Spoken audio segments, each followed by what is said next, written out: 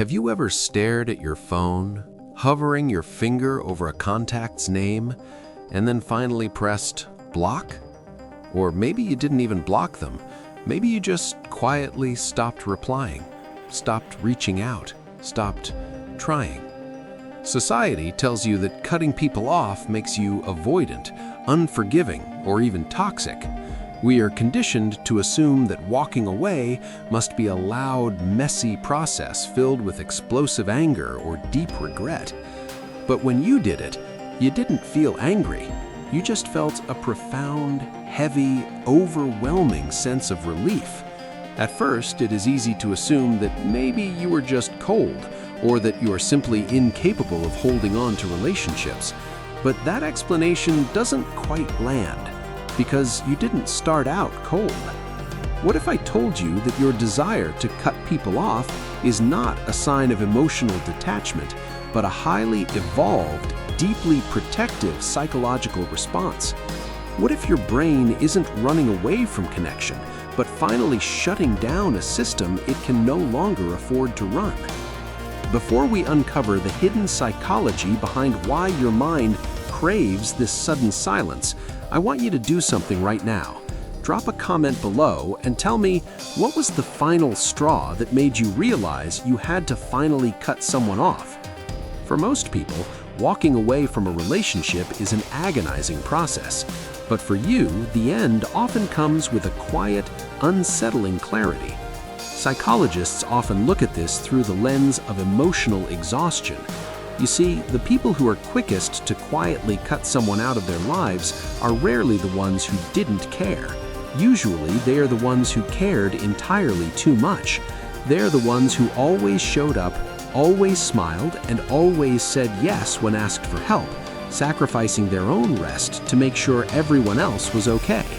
You don't cut people off because you lack empathy. You cut them off because you suffer from compassion fatigue. You have spent so much of your life functioning as the emotional container for everyone else, absorbing their tension and managing their moods, that your nervous system has simply run dry. To understand why relief washes over you when the door finally closes, we have to look at how your nervous system was programmed in the first place. This behavior doesn't appear out of nowhere. It often starts in a childhood where you had to grow up entirely too fast. Maybe you were the peacekeeper, the therapist, or the quiet achiever who learned early on that love was a transaction. You learned that your needs were a burden and that your role was to fix, manage, and tolerate. When a child is consistently put in charge of emotional regulation, they develop hypervigilance. You adapted by shrinking yourself, hiding your needs, and convincing yourself that you don't matter as much as others. So, in adulthood, you tolerate unbalanced relationships for a very long time. You give chances, you over-explain, you swallow your discomfort, until one day you simply can't. But here is the plot twist. People often look at your sudden silence and assume you are judging them or punishing them, but the reality is exactly the opposite. You don't cut people off because you hate them. You cut them off because you are terrified of losing yourself. It is not an act of aggression, it is an act of extreme emotional preservation. Neuroscience tells us that the brain has a mirror neuron system that allows us to feel empathy, but it doesn't distinguish between healthy empathy and destructive empathy. If you constantly expose yourself to someone else's dysfunction without boundaries, your brain floods itself with stress signals. Every time you say yes when you mean no, every time you hold back your truth to make someone else comfortable, you are abandoning yourself, and abandonment always has consequences. When you finally cut that cord, the relief you feel is the sudden return of your own energy. It is your nervous system finally exhaling after holding its breath for months or even years. This brings us to a fascinating psychological breaking point, often referred to informally as the door slam. For a highly observant, deeply sensitive mind, boundaries are often invisible. Because you are highly attuned to other people's needs, you naturally assume they will be attuned to yours. But when they aren't, you don't fight, you just quietly gather evidence. You notice the disrespect. You notice the lack of reciprocity. You notice the subtle ways they expect your endless kindness while offering nothing in return. And you wait. You give them silent opportunities to correct their behavior. But when the balance tips, the door doesn't close slowly, it slams. And the moment it slams, your emotional attachment to that person simply evaporates. They go from being the center of your anxiety to a complete stranger in your mind. This sudden detachment feels like a superpower.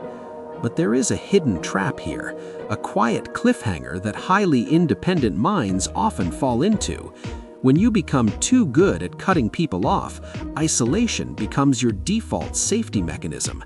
Because you grew up learning that nobody is coming to save you, you developed a hyper-independence that makes relying on others feel like a threat. When self-reliance stops being a strength and becomes a wall, you start cutting people off at the first sign of conflict, mistaking normal human imperfection for toxicity. You retreat into your solitude, falling in love with your empty house because peace feels better than the hard work of vulnerability. You convince yourself that you are better off entirely alone. But true kindness and true healing must include yourself.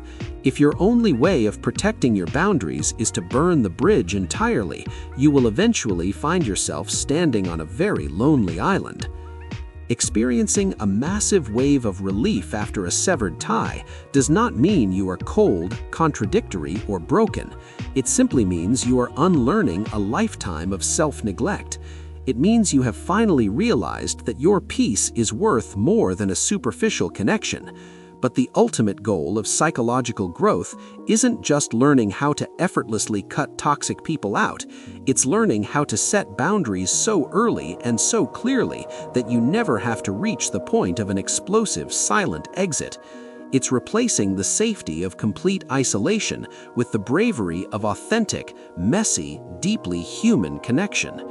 If this video helped you recognize yourself or understand someone you love, you are not alone here. This channel is a space for understanding the quieter psychological patterns that shape how we think, connect, and move through the world. If you found this meaningful, consider subscribing so you don't miss future conversations. And if you have ever felt that profound wave of relief after finally letting someone go, drop a comment below and tell me your story. Your perspective might help someone else finally feel understood. Thank you for watching.